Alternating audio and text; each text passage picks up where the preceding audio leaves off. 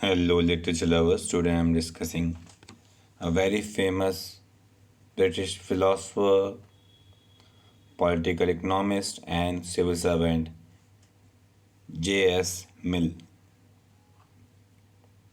one of the most influential thinkers in the history of classical liberalism, as he contributed widely to social theory, political theory, and political economy.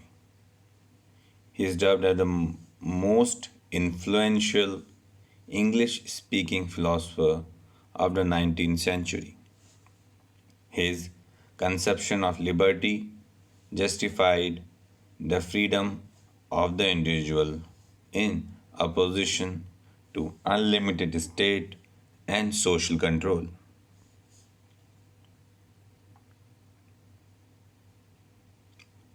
Mill was a prominent of utilitarianism, an ethical theory developed by his predecessor Jeremy Bentham. He contributed to the investigation of scientific methodology through his knowledge of the topic was based on the writings of others, notably William Whelen, John Herschel, and Auguste Comte, and research carried out for Mill by Alexander Bain. He engaged in written debate with Wavell, a member of the Liberal Party and author of the early feminist work, The Subjection of Women. Mill was also the second member of parliament to call for women's suffrage after Henry Hunt in 1832. His works include A System of Logic,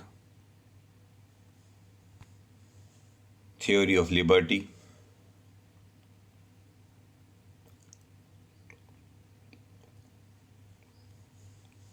Social Liberty and Tyranny of Majority,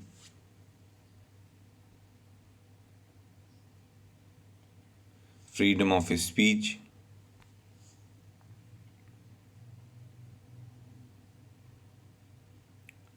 Harm Principle,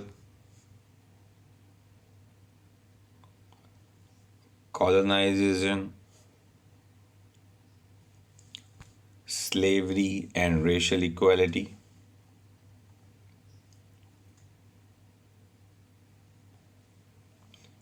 in 1850s, Mill sent an anonymous letter which came to be known under the title The Negro Question. It is attributed to Thomas Carlyle in many sentences.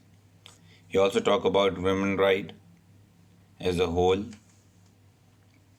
and in his book The Subjection of Women, which was published 1869, is one of the earliest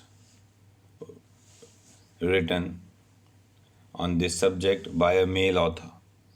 The Subjection of Women made attempts to make a case for perfect equality.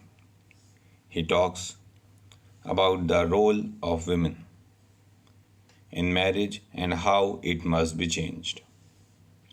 Mill comments on three major facts of women's life that he felt are hindering them: society and gender construction, education, and marriage. That's all for today. I hope must have got an idea. Thanks for listening.